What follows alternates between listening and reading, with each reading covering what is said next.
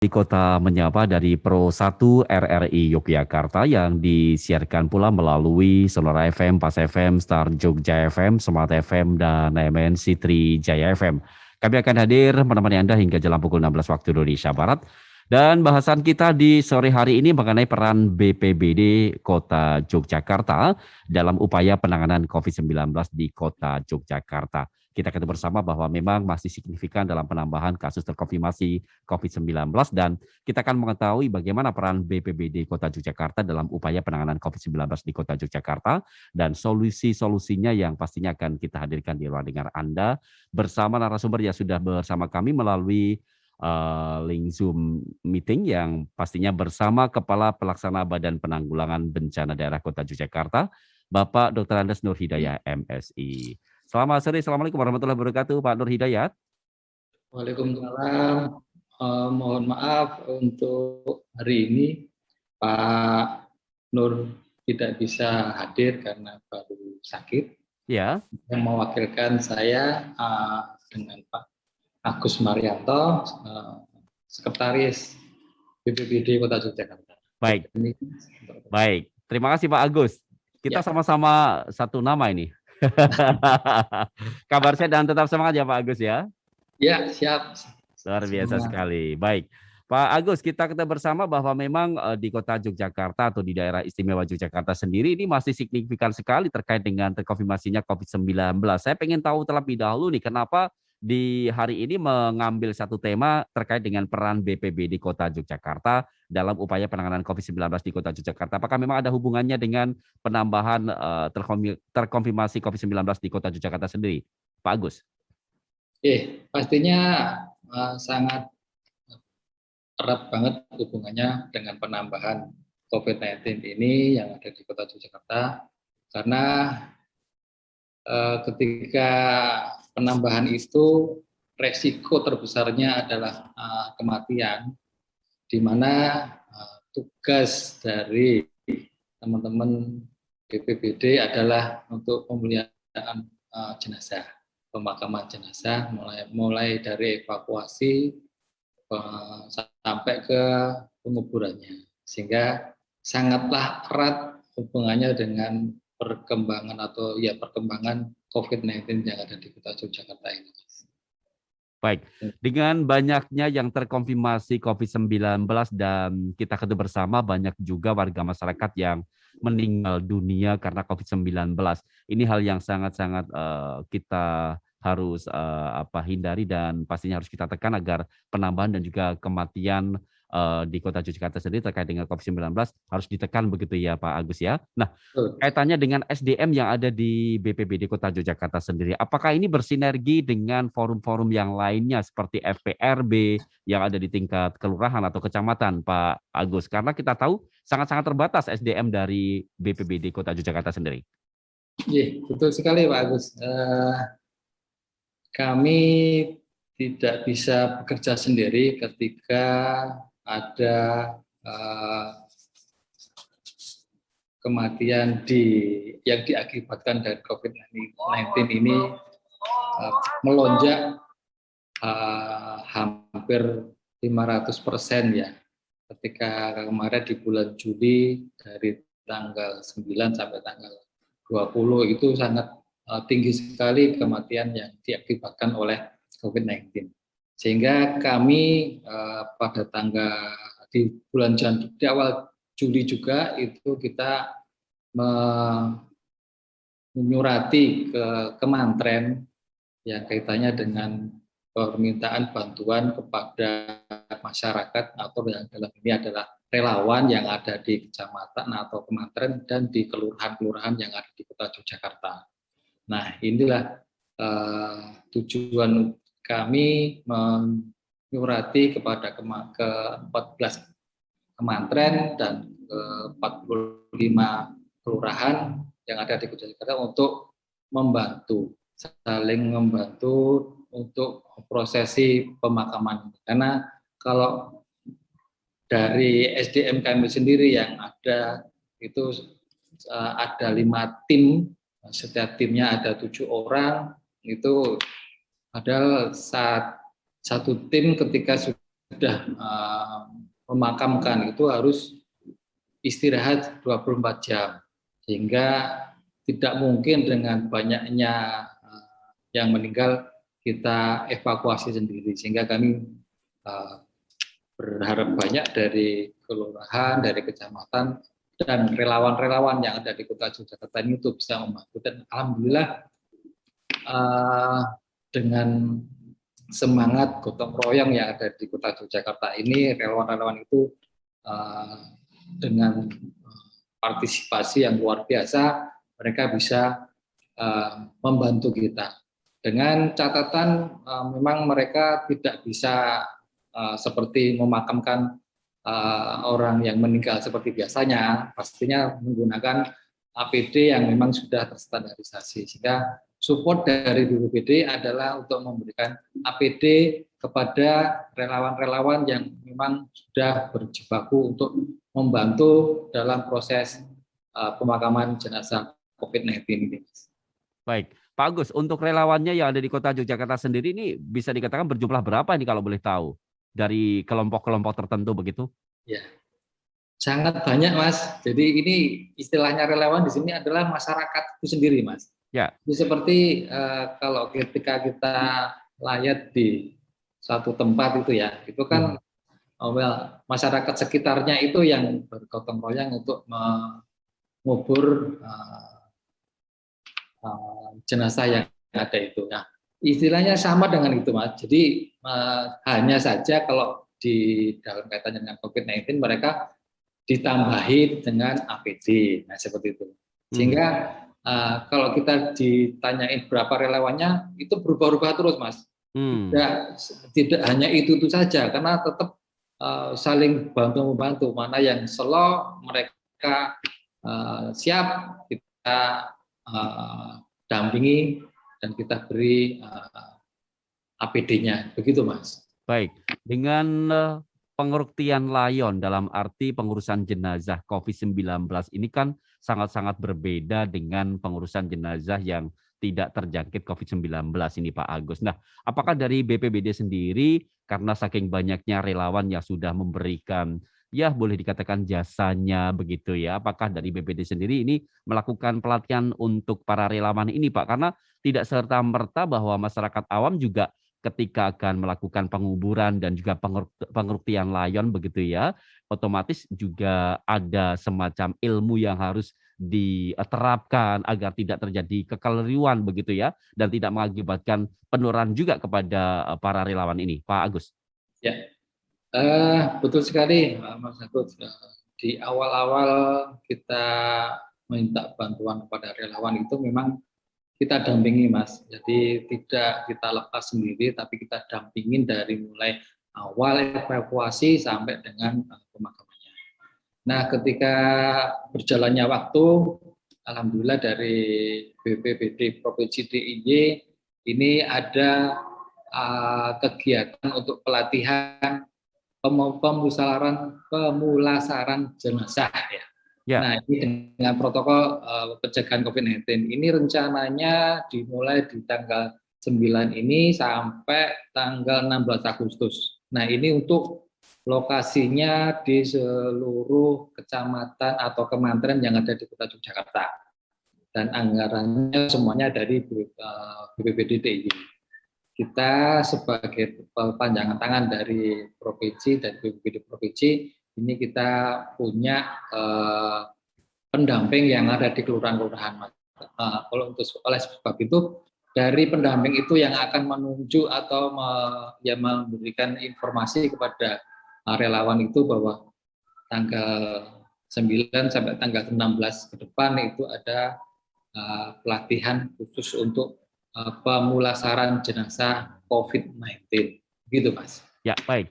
Pak Agus, semakin menarik perbincangan kita di sore hari ini, namun sebelum kita lanjutkan, kita akan jeda sejenak, dan kita akan ingatkan kepada pendengar yang akan bergabung, boleh nanti di line telepon 580333 atau juga di 0811-2711911 untuk line WA atau line SMS-nya. Tetap bersama kami, setelah yang beberapa yang melewati ini, kami akan kembali lagi.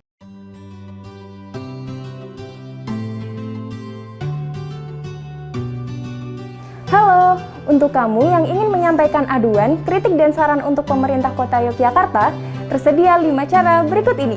Yang pertama, bisa melalui aplikasi Jogja Smart Service atau JSS. Kedua, bisa melalui email. Ketiga, bisa melalui SMS. 4, bisa melalui telepon. Dan yang kelima, bisa melalui fax email. Yuk ikut berpartisipasi untuk Kota Jogja yang lebih baik.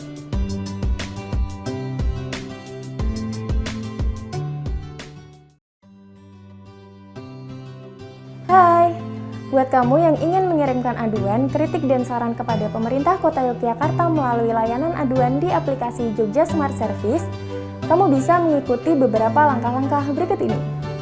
Yang pertama, pastikan kamu memiliki aplikasi Jogja Smart Service. Yang kedua, buka aplikasi JSS. Ketiga, login akun JSS dan masukkan password. Lalu pilih pengaduan. Setelah itu, memilih kategori kejadian. Setelah itu, cantumkan gambar dan tambahkan keterangan. Lalu klik kirim. Nah, apabila laporan sudah diterima admin UPIK dan petugas lapangan mengerjakan, lalu menyelesaikan laporan, maka akan terbaca selesai. Nah, itu tadi langkah-langkah yang bisa kamu ikuti untuk mengirimkan aduan kepada pemerintah Kota Yogyakarta.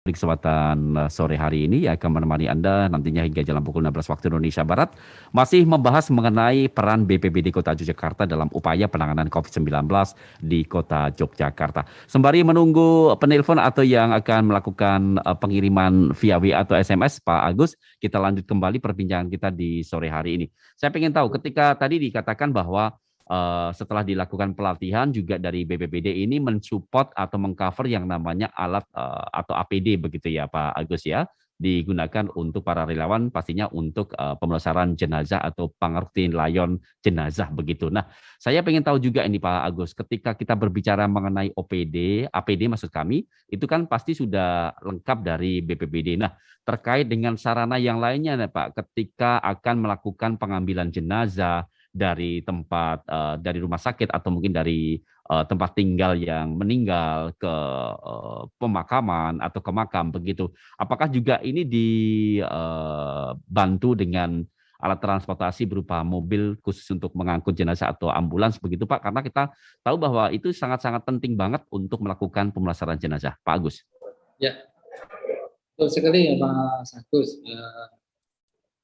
Prosesi pengambilan jenazah itu memang ada protokolnya sendiri untuk akhirnya.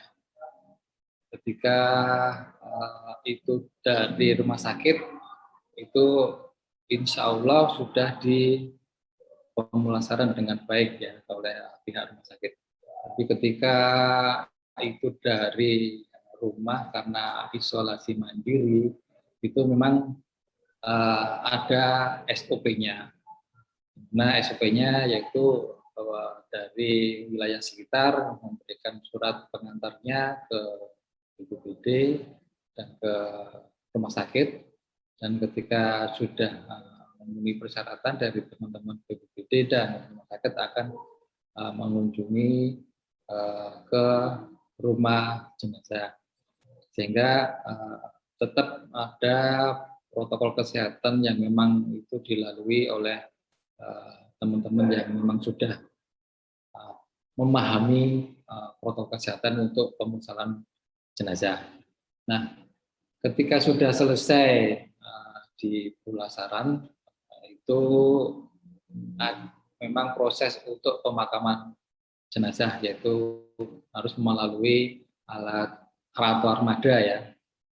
Kami dari BPBD ada 5 unit ya untuk mobil jenazah, dan ini pastinya dengan fungsi yang baru meledak kemarin itu sangat-sangat kurang sih. Dan ketika itu kita sampaikan ke masyarakat, alhamdulillah banyak sekali dari komunitas lalu dari lembaga-lembaga maka yang kami sudah kerjasama itu dari Muhammadiyah, dari NU, dari komunitas-komunitas orari dan sebagainya, mereka dengan sukarela memberikan atau membantu armada-armadanya untuk proses pengangkatan jenazah dari rumah sakit maupun dari rumah yang meninggal akibat isoman sampai ke tempat kuburan atau tempat kuburan ya gitu ya. Ya. Sehingga itu sangat membantu kita. Awal-awal memang dirasa sangat-sangat kurang dan banyak komplain dari masyarakat. Itu pasti karena memang kondisinya sangat-sangat banyak sekali yang meninggal. Pada waktu itu pernah sampai ada 65 jenazah yang pada hari itu meninggal di rumah sakit Sarjito dan beberapa rumah sakit yang ada di Kota Yogyakarta ini. Sehingga sangat-sangatlah tidak mampu, sehingga untuk penanganan jenazah ini bisa mencapai 1 minggu waktunya, sehingga ya ini pembelajaran buat kita semuanya Mas ya, karena kalau dalam kondisi seperti ini, genting seperti ini, ketika kalau namanya bencana itu hanya ditangani oleh satu badan, misalnya BPBD saja, tidak akan mungkin bisa selancar, atau tidak akan mungkin masyarakat akan merasakan kenyamanan untuk itu. Hingga setelah kita bisa bernegosiasi, bisa kerjasama dengan pihak-pihak yang ada di Kota Yogyakarta, baik komunitas maupun dari NU, Muhammadiyah dan lain sebagainya, itu akhirnya setelah 1 minggu itu sudah tertangani semuanya dengan baik. Demikian, Mas. Ya, baik. Pak Agus, kita Ya. tahu bahwa relawan di Kota Yogyakarta boleh dikatakan sangat banyak dan intinya sudah memenuhi begitu ya, Pak ya. Jadi tidak ada kekurangan. Nah, apakah dalam melaksanakan tugasnya ini para relawan ini sampai saat ini masih didampingi dari teman-teman BPBD sendiri atau sudah dilepas begitu saja ini Pak Agus? Selama ini masih kita dampingi, Mas. Kita tidak, ya istilahnya nanti jadi kita kesalahan kalau semuanya terus dilepas. Jadi nanti perlahan-lahan ketika juga mereka dapat pelatihan untuk melaksanakan jenazah COVID-19 ini, nantinya ya pastinya akan kita sedikit demi sedikit, perlahan demi perlahan nanti akan kita lepas ketika mereka, teman-teman relawan itu sudah mempunyai atau mengantongin ilmu-ilmu yang untuk pemeriksaan jenazah khusus COVID-19 ini, Mas. Baik, jadi masih ada pendampingan dari BPBD sendiri begitu ya Pak Agus ya? Baik, Pak Agus, sebagai relawan yang intinya merelakan untuk memberikan dukungan dan bantuan kepada BPBD dan juga masyarakat yang membutuhkan dalam arti pemulasaran jenazah begitu ya. Apakah ini para relawan ini juga dalam waktu yang ditentukan itu apakah juga ada pemeriksaan kesehatan seperti swab antigen dan lain sebagainya, karena kita tahu ini sangat-sangat berbahaya juga bagi keluarganya mereka ini Pak Agus. Demi kenyamanan dan keamanan mereka, apakah juga dilakukan pengecekan secara khusus ini Pak Agus? Ya, itu satu kewajiban untuk bagi mereka yang akan melaksanakan pemeriksaan relawan. Tapi yang jelas sebelum ada pengecekan swabnya itu yang pasti ada dekontaminasi, Mas.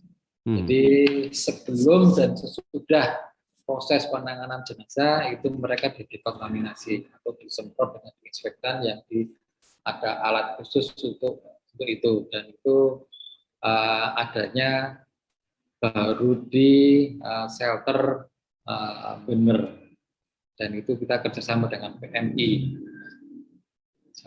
Setelah itu untuk swabnya ini kita kerjasama dengan dinas kesehatan dan puskesmas sehingga semuanya bisa saling melengkapi ketika teman-teman dari relawan ini siap untuk melaksanakan tugas baktinya kepada negara ini, itu pasti juga mereka pasti sudah kondisinya sehat walafiat dan tidak membawa Virus ya. virusnya ya. Demikian. Ya, baik. Luar biasa sekali ini. Pak Agus, ini akan membuka line telepon dan juga line WA. Ini sudah ada yang bergabung di line WA, akan kami bacakan Pak Agus ya. Di 081127111911. Ada Nanda di Jogonalan.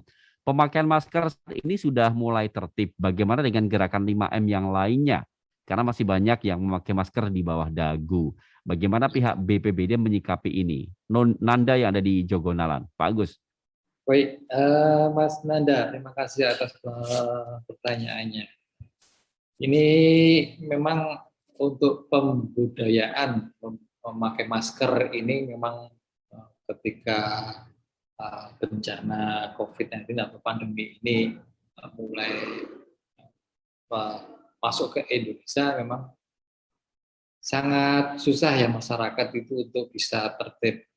Namun kita dari BPBD, dari pemerintah Kota Yogyakarta tidak henti-hentinya untuk memberikan himbauan sampai penegakan hukum. Nah, ketika sampai penegakan hukum kita mengacu pada instruksi Kementerian Dalam Negeri kita tahu PPKM untuk mikro maupun PPKM level 4. Level 4 ya. Itu ada proses penegakan hukum, dan ini alhamdulillah dari teman-teman koordinasi dengan Satpol PP, Mas, itu kita muter terus setiap hari muter, dan alhamdulillah dari hari ke hari itu yang melanggar sedikit demi sedikit berkurang. Baik itu yang ada di jalanan, ada yang di tempat publik, di kantor, di pasar, di toko-toko, itu ketika ya pengen kita tidak harus adanya teman-teman dari Satpol PP dan timnya dengan polisi dan TNI itu ketika datang mereka tertib, tapi tidak ada teman-teman dari Satpol PP itu ya tetap tertib. Kalau ini saya nggak pakai karena saya di ruangan sendiri ya, Mas ya. Di ruangan sendiri dan di sini tidak ada pendingin sehingga saya terpaksa harus tidak menggunakan masker. Nah, tapi tidak ada orang lain yang ada di ruangan ini, Mas. Baik, luar biasa ini. Baik. Karena saya mau pakai ini adalah tempat umum juga, bisa dikatakan begitu ya, untuk announcer ya, atau penyiar ini. Baik, Bapak. Kita lanjutkan kembali dan masih kami tunggu untuk Anda pendengar yang akan bergabung baik di 081127111911 atau juga di 580333. Baik, ada yang bergabung kembali nih, akan kami bacakan kembali Pak Agus ya. Ketika terkena COVID, banyak warga yang memilih untuk isolasi di rumah. Padahal sekarang pun sudah ada shelter isolasi terpusat. Bagaimana peran BPBD dalam hal ini sehingga banyak warga tergerak jika ada yang keluarganya yang positif dengan gejala ringan membawanya ke shelter. Sebab meski yang positif ada dalam rumah, kadang sebagai tetangganya kita ada rasa was-was juga. Ada Susan di Klitrenlor. Mbak Susan, silakan Pak Agus. Pak Susan, ya terima kasih Mas Agus. Untuk shelter, nah ini saya ada data untuk yang kita Kota Yogyakarta ada 2 shelter, yaitu shelter Nterbajo dan shelter yang ada di Gemawang yang baru. Nah, untuk kapasitas daya tampung di shelter Bener, kamarnya ada 42 unit, untuk daya tampungnya 84 orang. Nah, per 8 Agustus hari Minggu kemarin itu dari 84 ini sudah terisi 30 orang, sisa kamarnya ini ada 15.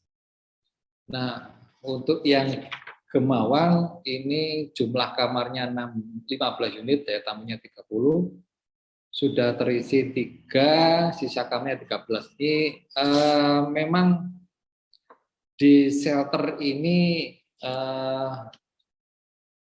ketika isoman di rumah itu sangat tidak memadai, itu memang disarankan ya untuk bisa ke shelter yang ada di Gemawang maupun di Bener.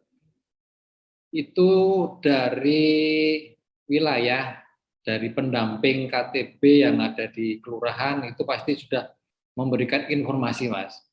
Ya. Dan kami juga dalam memberikan informasinya itu ketika kalau ke shelter itu memang untuk yang OTG ya, OTG tidak bergejala.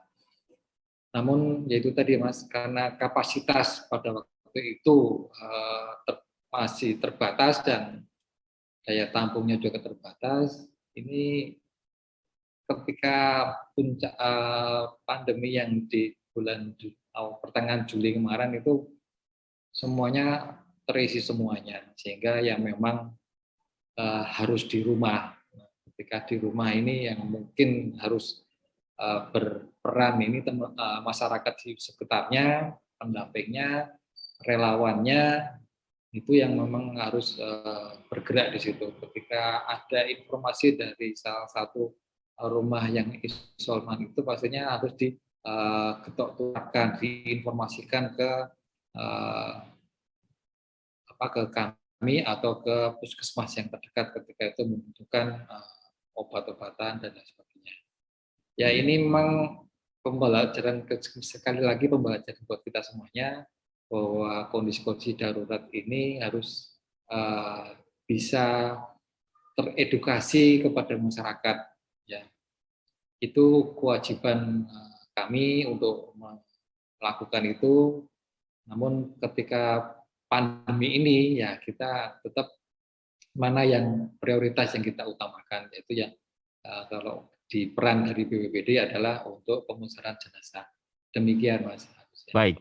Sebelum kita lanjutkan lagi, Pak Agus, kita akan jeda kembali dan tetap bersama kami di 91,1 FM Pro 1 RRI Yogyakarta, dan juga Anda bisa menyimak melalui Sonora FM, Pas FM, Star Jogja FM, Smart FM, dan MNC Tri Jaya FM.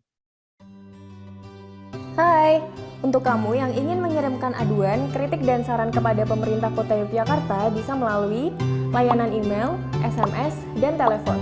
Yang pertama, melalui email. Kamu dapat mengirimkan aduan, kritik, dan saran dengan format nama, alamat, nomor telepon, dan tulis aduan kamu lalu kirim ke upik@jogjakota.go.id. Yang kedua, melalui SMS. Kamu dapat mengirimkan aduan, kritik, dan saran kamu dengan format nama, alamat, dan tulis aduan kamu lalu kirim ke 0812 278 0001. Yang ketiga, melalui layanan telepon. Kamu bisa langsung telepon ke 0274 561 270. Setelah diterima, admin pusat akan menyampaikan ke OPD terkait untuk mendapatkan jawaban. Terima kasih atas partisipasi Anda dalam menyampaikan aduan, kritik, dan saran ke pemerintah Kota Yogyakarta.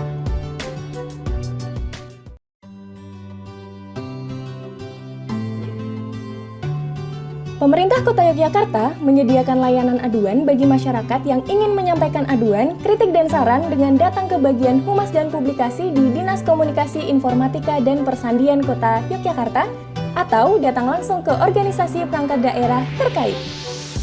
Masyarakat yang datang tetap mematuhi protokol kesehatan. Petugas front office mengarahkan ke ruangan unit pengaduan informasi dan keluhan. Masyarakat bertemu dengan admin UPIK, kemudian admin akan mengarahkan masyarakat mengunduh aplikasi Jogja Smart Service untuk menyampaikan aduan, kritik, dan saran.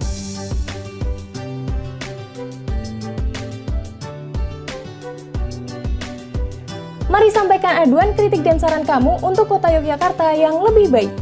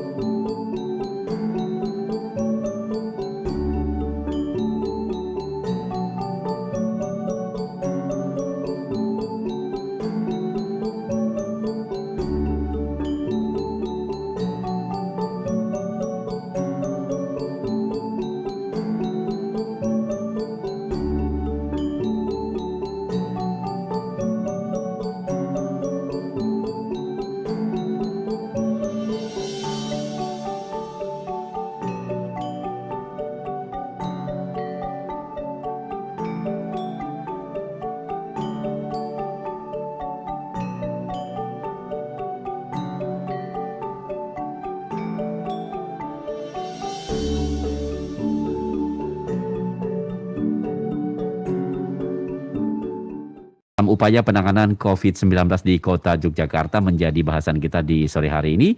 Masih bersama Bapak Agus Marianto yang pasti sekretaris dari Badan Penanggulangan Bencana Daerah Kota Yogyakarta. Ya, Pak Agus, kita lanjutkan kembali ya perbincangan kita di sore hari ini. Nampaknya ada yang bergabung Pak Agus di 580 333 akan kita sapa. Halo, selamat sore. Selamat sore. Iya, dengan siapa di mana nih, Mbak?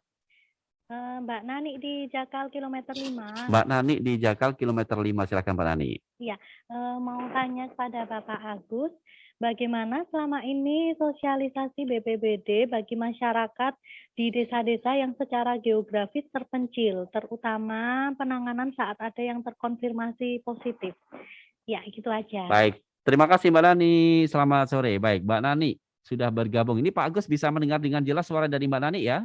Ya, Baik, silakan. bisa langsung ditanggapi nih Pak Agus. Baik Mas, terima kasih Mbak Nani untuk sosialisasi kepada masyarakat yang ada di pelosok-pelosok ya. Ini peran dari BPBD masing-masing kabupaten kota dan provinsi yang akan bergerak di sana. Kebetulan kalau yang di Kota Yogyakarta ini kan luasannya kecil ya, sehingga ketika mendengar ambulan itu sudah pastinya seluruh Kota Yogyakarta mendengar. Nah, ini yang sangat diuntungkan. Tapi kalau yang untuk di pelosok-pelosok daerah yang ada di kabupaten baik itu ada di DIY ini, peran dari BPBD per wilayah ya, kabupaten dan provinsi yang akan memberikan sosialisasi itu. Ada banyak sosialisasi yang sudah disampaikan, baik dari Kemantren, dari kelurahan, terus ada pastinya mobil-mobil yang bergerak yang memberikan sosialisasi pada masyarakat yang ada di pedesaan. Nah, itu yang sudah dilaksanakan, namun memang ketika masih banyak yang belum mengetahui, harapan kami dari masyarakat yang ada, yang terdekat di situ, yang sudah mengetahui ketok tular lah, untuk bisa memberikan informasi kepada masyarakat-masyarakat yang membutuhkan informasi yang sangat penting untuk bagi mereka ketika ada masyarakat yang mengalami atau terpapar COVID-19 tapi bingung harus bagaimana. Nah, ini untuk yang paling dekat minta pertolongan kepada tetangga, dan dari tetangga itu akan menyampaikan ke kelurahan, ke RT, RW, kelurahan, kecamatan, sampai ke BPBD maupun ke dinas kesehatan yang ada di kabupaten kota yang ada di DIY ini. Ya, saya kira itu Mas. Baik. Ini ada yang bergabung kembali dari Bapak Kasimin di Kenteng, Gading Sari, Sanden, Bantul. Sejak kapan relawan dibentuk dan kapan dibubarkan? Silakan nih Pak Agus, pertanyaan dari Pak Kasimin. Baik, terima kasih Pak Kasimin. Untuk relawan itu sudah terbentuk lama ya Mas ya. Tapi ketika ada bencana itu mereka akan muncul dengan sendirinya, karena ada rasa empati, ada rasa ya jiwanya yang terpanggil. Sehingga ketika ada bencana pasti mereka akan bermunculan. Ketika bencana itu selesai dan dianggap tidak ada masalah-masalah yang besar yang harus ditangani, otomatis mereka juga akan reda sendiri atau hilang sendiri. Tetapi pastinya kalau di Kota Yogyakarta ini ada komunitas untuk relawannya Mas ya, yang mana untuk berkomunikasi atau kumpul-kumpul itu mereka ada di pos yang ada di BPBD di Tangpuluhan, itu yang ada di Kota Yogyakarta. Kalau di kabupaten yang lainnya saya belum mengetahui keberadaannya untuk komunitas relawannya itu Mas. Jadi tidak ada awal dan juga tidak ada akhirnya begitu ya Pak Agus ya, boleh bilang gitu ya. Baik. Ya. Ini ada yang bergabung lagi di 580333. Kita sapa, nanti juga akan kami bacakan line WA yang sudah bergabung di 580333. Selamat sore. Selamat sore, Mas Agus. Iya, dengan Pak Hasan ini kalau nggak salah ya. Iya. Ya, baik. Pak Hasan di Pleret Bantul ini. Pendengar setia ini nampaknya. Silakan Pak Hasan. Telat ke pantaunya ya. Ya, Ini baik. begini yang terhormat Bapak narasumber sedikit ya, masalah wacana hal COVID tadi ya.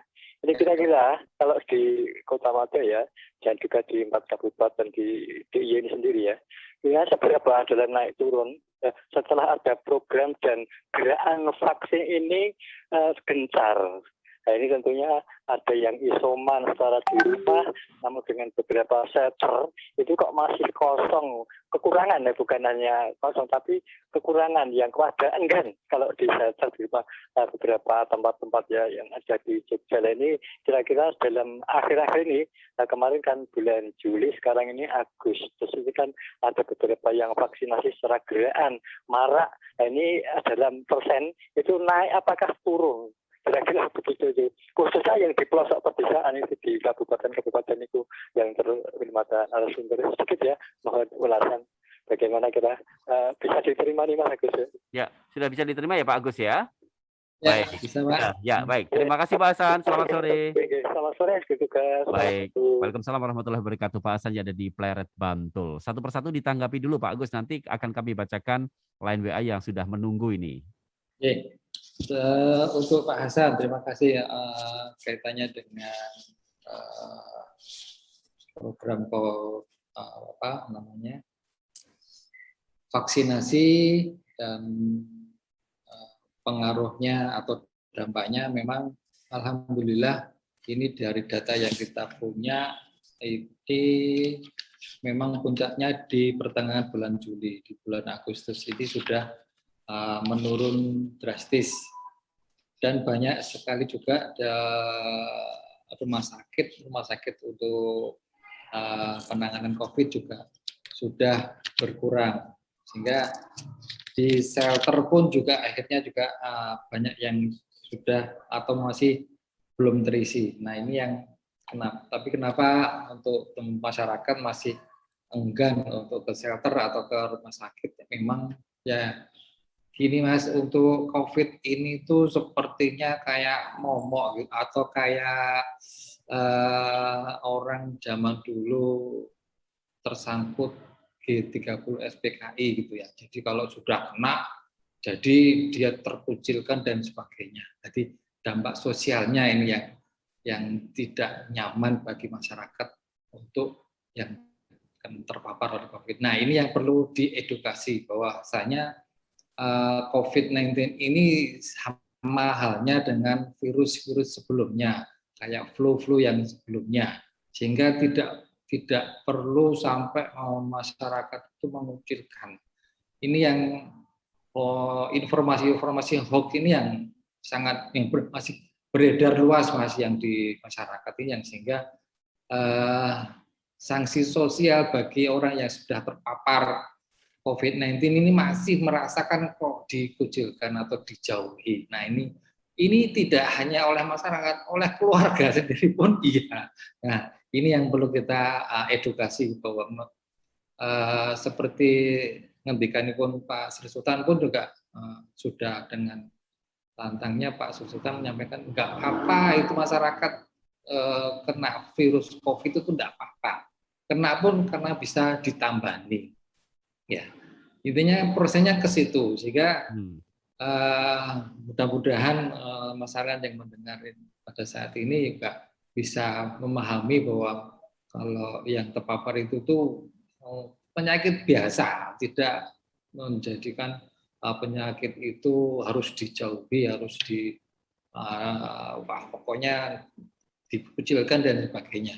Nah, ini mudah-mudahan kita terus mengedukasi masyarakat bahwasanya COVID-19 ini seperti penyakit biasa yang nantinya itu menjadi sahabat kita. Jadi tidak perlu harus takut, karena virus itu juga nggak kelihatan teman. Jadi mau dapatnya di mana, ketularnya di mana nggak tahu.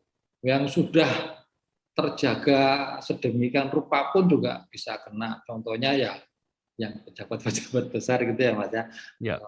Pak Wali, Pak Wakil Wali Kota dan Pak Menteri, Pak ya semuanya kayaknya nggak tahu di mana itu isi COVID, sehingga ya kita yang harus berwaspada sendiri aja dengan 3M maupun 5M itu harus kita taati bersama.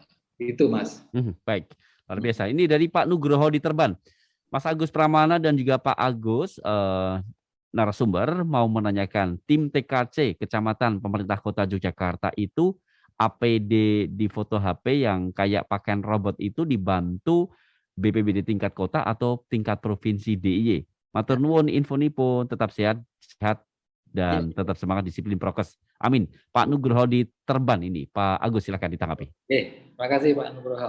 Untuk APD yang dilihat atau yang dikenakan oleh relawan atau TKC yang ada di kecamatan atau siapapun yang ikut pemusaran jenazah COVID-19 itu kita support dari BPBD Kota Yogyakarta.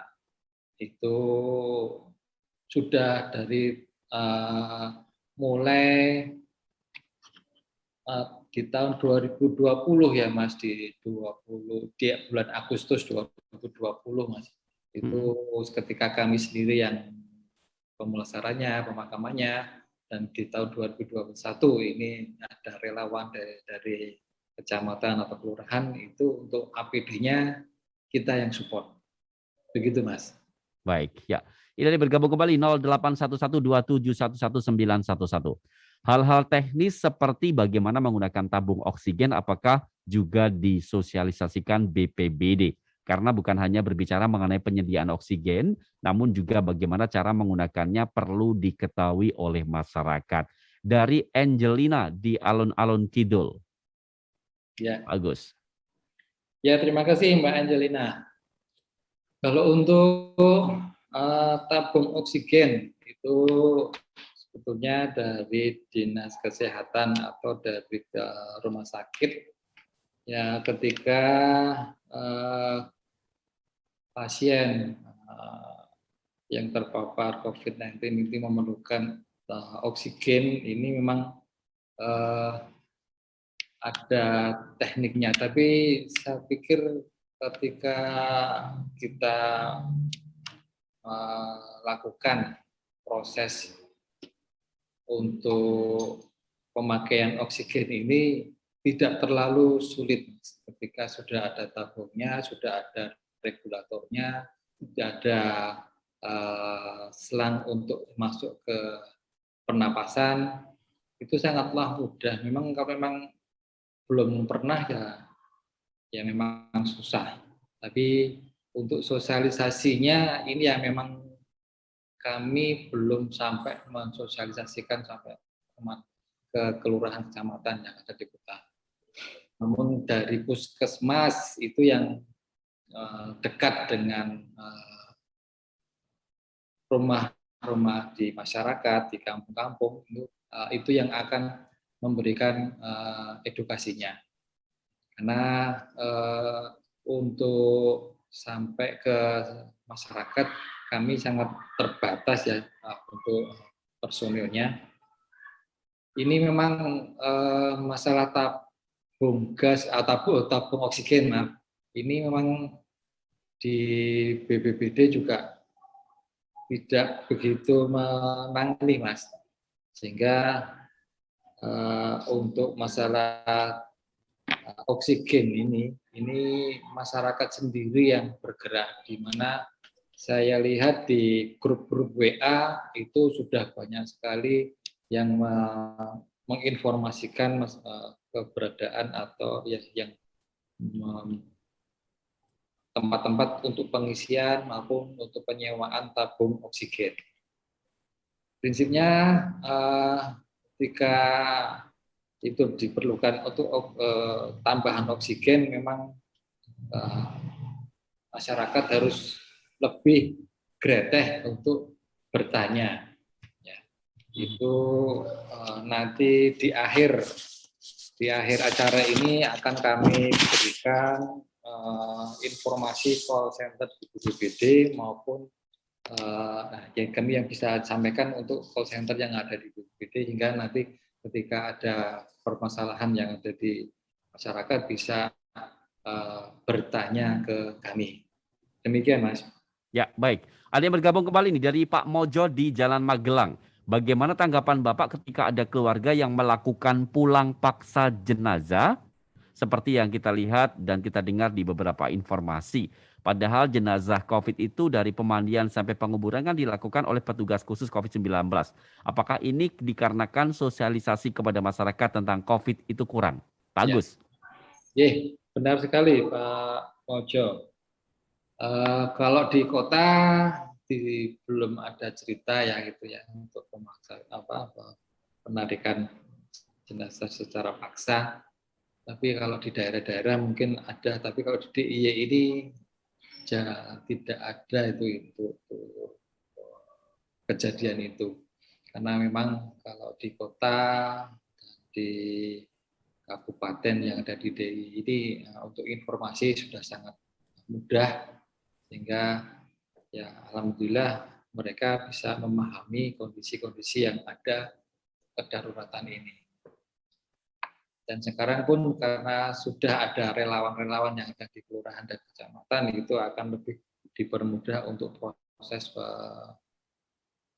penanganan untuk jenazahnya itu. Saya kira itu, Mas. Ya, baik. Kita akan jeda kembali di Pak Agus setelah beberapa yang mau lewat berikut ini. Kita akan kembali lagi. Tetap bersama kami pendengar dalam Wali Kota Menyapa.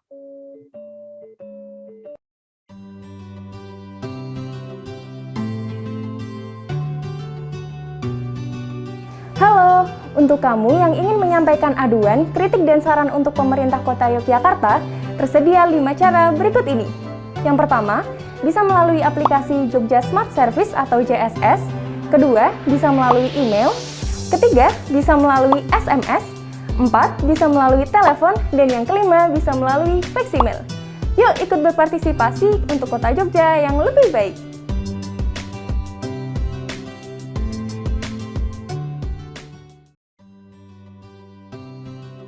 Hai, buat kamu yang ingin mengirimkan aduan, kritik dan saran kepada pemerintah Kota Yogyakarta melalui layanan aduan di aplikasi Jogja Smart Service, kamu bisa mengikuti beberapa langkah-langkah berikut ini.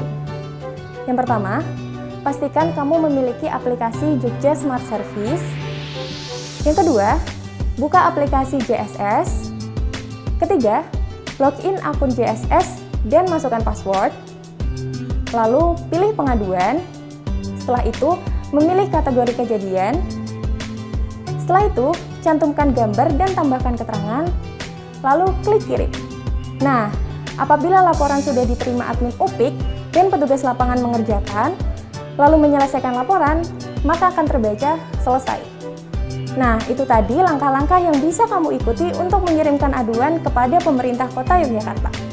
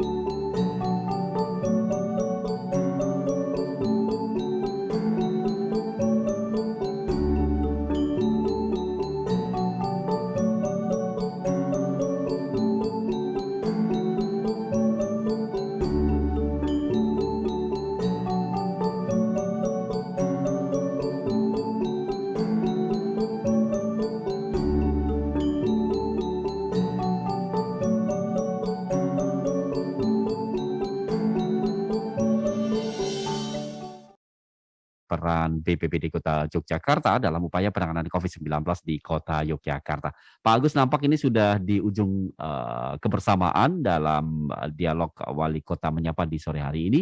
Mungkin ada beberapa hal yang akan disampaikan terkait dengan peran BPBD Kota Yogyakarta dalam upaya penanganan COVID-19 di Kota Yogyakarta. Pak Agus, silakan. Ya, terima kasih. Yang pertama, BPBD baik itu kota maupun provinsi, kabupaten itu akan mengedukasi dan mensosialisasi masyarakat terkait dengan sosialisasi penerapan 3M untuk menuju adaptasi kebiasaan baru. Kedua, akan memasang banner kewajiban untuk menggunakan masker. Yang kedua, penguatan kapasitas masyarakat dalam penanganan COVID-19. Yang pertama, akan kita laksanakan pelatihan penggunaan alat sprayer dan disinfektan yang ada di kampung-kampung. Terus yang kedua, pelatihan pemakaman dengan prokes COVID-19. Ini sudah dilaksanakan mulai tanggal 9 ini sampai tanggal 16 Agustus.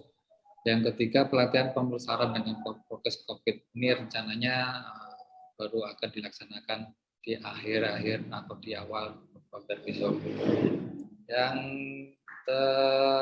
terakhir terkait dengan pengerahan logistik, ini kami dari BPBD bekerjasama dengan berbagai pihak. Kemarin itu ada dari BNPB memberikan masker lagi melalui masyarakat yang ada di kelurahan, terus pembagian APD, disinfektan, dan peralatan serta dukungan kerja bakti dalam upaya pencegahan penyebaran COVID-19, pembagian APD untuk penanganan pemakaman. Ini jadi APD itu bisa untuk pencegahan, ya, untuk penyemprotan, dan untuk penanganan pemakaman jenazah. Nah, itu yang sudah akan kita laksanakan. Dan satu lagi masalah shelter, itu memang kami kerjasama dengan berbagai pihak, dari Dinas Sosial, dari Dinas Kesehatan, dari PUPKP dan DLH, itu saling mengkoordinasikan untuk kelancaran prosesi yang ada di shelter-shelter yang ada di Kota Yogyakarta. Dan terakhir, kita berdoa bersama mudah-mudahan COVID-19 ini segera hilang dari muka bumi Indonesia, khususnya Kota Yogyakarta dan sekitarnya. Dan kalau misalnya tidak bisa hilang, ya kita bisa bersahabat dengan COVID-19 ini, seperti negara-negara yang memang sudah menyatakan bersahabat dengan COVID-19. Demikian, Mas. Terima kasih. Baik, luar biasa. Pak Agus, tetap sehat, tetap semangat Pak Agus. Terima kasih sudah menginspirasi. Sukses selalu. Assalamualaikum warahmatullahi wabarakatuh, Pak Agus. Waalaikumsalam warahmatullahi wabarakatuh. Baik, demikian tadi perbincangan kami pendengar dengan Sekretaris BPBD Kota Yogyakarta terkait dengan peran BPBD Kota Jogja dalam upaya penanganan COVID-19 di Kota Yogyakarta. Terima kasih atas kebersamaan Anda. Selamat sore dan sampai jumpa.